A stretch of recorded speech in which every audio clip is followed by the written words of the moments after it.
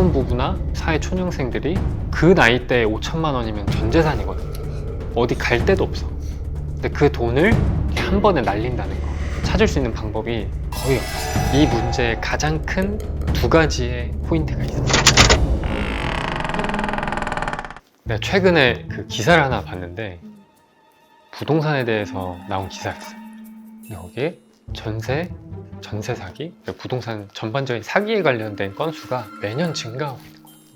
근데 희한한 게 우리가 보통 이렇게 한번 일이 발생하면은 구제 방안이나 아니면 학습을 통해서 그 건수가 당연히 줄어들 거라고 생각하잖아. 그치. 이게 우리나라가 초등교육부터 다 잘 돼 있지만 우리가 집을 사거나 뭐 월세를 얻거나 전세를 얻을 때 이런 계약들에 대해서는 교육이 잘 안 되는 것 같아. 그래서 이게 사회초년생 신혼부부들을 대상으로 계속해서 반복해서 이뤄지고 있는 것 같아. 그래서 오늘은 그 얘기를 들려줄 거야. 2018년 6월 경기도 안산시에 한 A 오피스텔에서 사건이 발생해. 막 이제 결혼을 한 신혼부부가 결혼하기 전부터 악착같이 모았던 거야. 부모님한테 최대한 손을 안 벌리고 직장을 구하고 10년 동안 어렵게 모은 돈이었고 이 전세금을 마련해서 결혼을 했었던 거지. 대단하다. 그렇게 소중했던 전세금이었던 거야. 그래서 집을 찾으려고 부동산을 돌아다니잖아. 그래서 한 마음에 드는 매물을 찾은 거야. 그 부동산에 갔어. 사장님, 저희 여기 전세하려고 하는데 전세 매물 좀 있나요? 라고 물어봤던 거지. 사장님이 친절하게 맞이해 주셨던 거야. 그래서 이 신혼부부가 그 중개사분이랑 계약 날짜를 잡고 같이 살 집을 마련하는 데 있어서 얼마나 또 설레고 또 시작하는 단계에 있어서 또 얼마나 기대를 많이 했을 거잖아. 그래서 기대를 가득 안고 그 계약날 중개사무소로 찾아갔어. 근데 중개사분이 이런 얘기를 하더래. 임대인분이 오늘 몸이 안 좋아서 못 오신다고 한다. 그래서 이 세입자, 그 집을 구하는 임차인 신혼부부는 그 말을 듣고 실망을 많이 했겠지. 오늘 계약을 하고 드디어 우리가 신혼집을 구하는구나 생각했을 것 같아. 그래서 이 신혼부부가 실망을 하고 딱 돌아가려는 그 찰나에 중개하는 분이 얘기를 한 거야. 임대인한테 위임장을 받아놨고 이걸로 충분히 계약이 가능하다. 그래서 이 신혼부부는 조금 꺼림칙하지만 그래도 신혼집을 잘 구했다는 생각으로 들떠 있었어. 그리고 어떻게 인테리어를 할지 이런 앞날을 그렸던 것 같아. 그렇게 계약을 잘 하고 행복하게 신혼생활을 하던 도중에 2019년 3월에 일이 발생해. 이 신혼집에 내용증명이라는 게 하나 도착했는데. 내용증명? 이게 살면서 사실 받아보기가 쉽지 않잖아. 그치. 내용을 봤더니 월세를 내지 않아서 이 집에서 나가달라는 거야. 근데 희한하지? 분명 전세로 계약을 했었는데. 그치. 그래서 신혼부부가 그 계약서에 적힌 임대인의 번호로 전화를 걸어. 신호음은 계속하지. 뚜루뚜루 신호음은 가는데 전화가 안 됐던 거야. 뭔가 신혼부부도 쎄하잖아, 느낌이. 그래서 바로 그 공인중개사를 찾아갔어.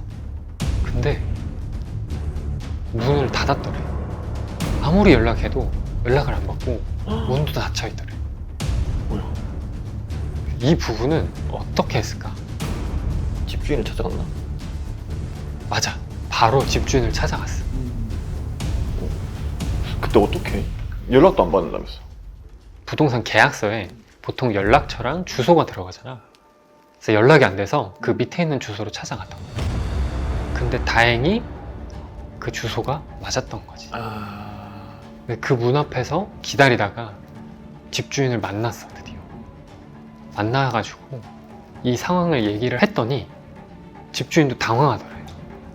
그래서 집에서 뭐 이렇게 계약서를 하나 들고 나오더래. 그래서 자세히 보니까 나는 분명히 전세로 계약했는데 월세 계약서였다는 거야, 월세 계약서. 어? 집주인이 가지고 있는 게? 응. 그리고 임차인 이름도 달랐던 거. 그래서 아니, 내 전세 계약서에는 임차인 부분에 도장이 들어갔어. 근데 그러니까 임대인이 갖고 있던 월세 계약서에는 그냥 서명이 들어갔던 거야. 그냥 다른 사람의 서명이. 그래서 이 두 계약서를 보니까 너무 어이가 없는 게 나는 전세 계약을 8천만 원에 했는데 보증금 500에 40만 원짜리 월세 계약이 돼 있더래. 뭐야? 중개인이 사기를 친 건가? 그런데 해당 시기에 정말로 이상하게 인근에 있는 오피스텔에서 대거 이런 일이 발생하게 돼. 이 문제되는 오피스텔들을 계약을 진행한 게 A씨였고 그 주변 부동산 사장님들 말에 의하면 이 A씨는 또 20년간 일을 착실하게 잘하는 그런 성실한 사람이었고 A씨가 속한 이 중개사무소도 남편 B씨랑 같이 하는 그런 중개사무소였다고 하더라고요. 여기서 핵심 문제점은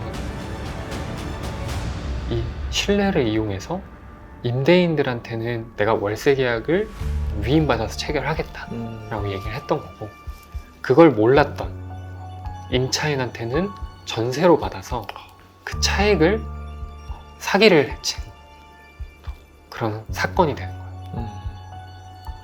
근데 이 사건의 내막을 자세하게 한번 보니까 이 중개보전 A씨가 약 5년 동안 이런 사기 행위를 벌였고 무려 피해자만 123명에 달해. 그걸 다 하니까 한 48억 정도 나오더라고요. 뿐만 아니라 이 중개보전 A씨가 자기 동생 C씨가 있었는데 이 C씨한테도 또 내가 해보니까 좋잖아. 그치. 돈도 쉽게 벌리고. 그러니까 알려줬던 거지 이걸. 그래서 같은 동네에서 중개보조원으로 들어가서 똑같은 행위를 했던 거야. 그래서 C씨는 29명한테 이런 사기를 치게 됐고 17억 원 정도의 피해액이 발생하게 됐어. 와, 둘이 합치면 60억이 넘는 거네. 그지? 60억이 넘지. 그럼 이제 범인이 잡혔으니까 뭐 그 돈은 돌려준 건가?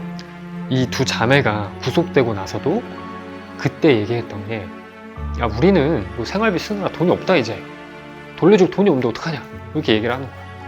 그 피해자는 얼마나 상당하겠어. 그치. 근데 안타깝게도 법적으로 이걸 찾을 수 있는 방법이 거의 없어.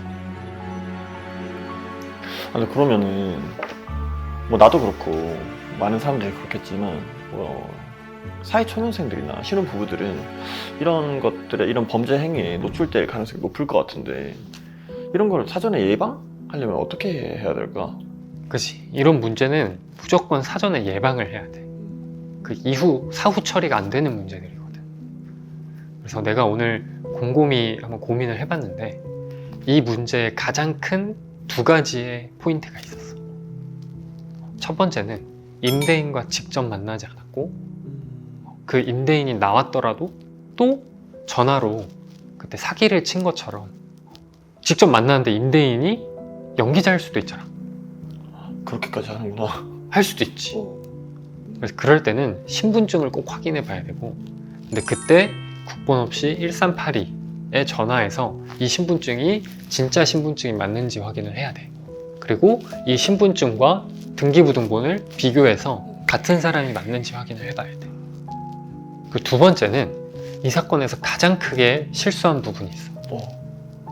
바로 이 중개사분 통장으로 돈을 입금했다는 거야.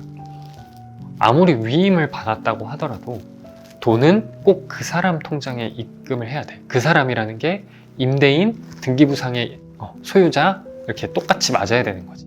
아, 집주인한테 무조건 보내야 되는 거구나. 그지. 부부는 괜찮아. 아. 법적으로. 부부는 괜찮고 그 외에는 전부 그 사람한테 보내는 게 훨씬 깔끔한 거지.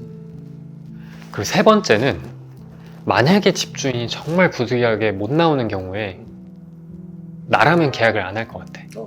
그래서 나라면 애초에 마음에 드는 물건 한 3개 정도를 마음속에 담아두고 1등 물건이 계약이 안 되더라도 그 다음 걸 하면 되잖아. 그래서 이게 항상 내 선택지가 여러 개가 있어야 실수하지 않고 올바른 선택을 하게 되거든. 네 번째는 만약에 내가 정말 어쩔 수 없이 이 집주인분이 안 오는 상태로 계약을 하게 되면은 꼭 이 두 가지를 확인해야 돼. 첫 번째, 위임장에 도장이 찍혀 있어야 돼. 그리고 두 번째, 인감증명서. 그 집주인, 임대인의 인감증명서를 봤는데 그 위임장과 인감증명서의 도장이 똑같이 일치하는지, 그리고 이 인감증명서의 효력은 발급일로부터 3개월이야. 그래서 그 날짜도 꼭 확인해야 돼. 이 사건에서도 위임장을 받았지만 도장을 위조를 했던 거야. 그러니까 인감증명서를 꼭 받아야 되고 둘이 비교를 해봐야겠지. 근데 내가 사실 이렇게 4가지로 설명을 해도 이걸 실제 계약할 때 기억할 수 있겠어? 까먹지. 까먹지. 왜냐면 계약하는 게 빈번하지 않잖아. 그치. 이게 또 한 1년 지내고 하면은 까먹겠구나. 그래서 내가 이 전세, 월세, 매매 계약할 때 주의할 점, 이 체크리스트를 만들어가지고 내가 전달해줄게. 그래서 필요하면은 내가 링크로 밑에 하단에 링크로 달아둘 테니까 거기 와가지고 카페 가입해서 그걸 다운받아서 실제 내가 계약할 때 들고 가서 체크하면서 하면 좋을 것 같아. 그래서 오늘 나도 이렇게 알려주려고 이런 걸 찾아보고 하다 보니까 너무나 안타까운 거야. 왜냐면 내 나이 또래에 있는 사람들이, 신혼부부나 그리고 사회초년생들이 그 나이대에 5천만 원이면 전 재산이거든. 어디 갈 데도 없어. 근데 그 돈을 이렇게 한 번에 날린다는 거. 사람들은 젊다고 괜찮다고 하지만 같은 나이대인 내가 보기에는 그 돈은 이제 막 시작하는 돈인 거야. 그런 사람들한테 그 돈은 60살 때의 5억과 10억과 거의 같은 돈이라고 나는 생각해. 그래서 이 돈을 사실 누가 지켜주지 않아. 중개사분? 지금 봐봐. 사기칠 수도 있고 하잖아. 임대인? 언젠간 또 사기칠 수도 있겠지. 전세 사기도 나오고 하잖아. 그래서 이 돈은 너가 지켜야 되는 거야. 내 돈은 내가 지켜야 돼. 그래서 내가 시간을 많이 써서 체크리스트를 만든 거고 꼭 사용했으면 좋겠고. 그래서 오늘은 여기서 얘기를 마무리하면 좋을 것 같아. 너무 고마워.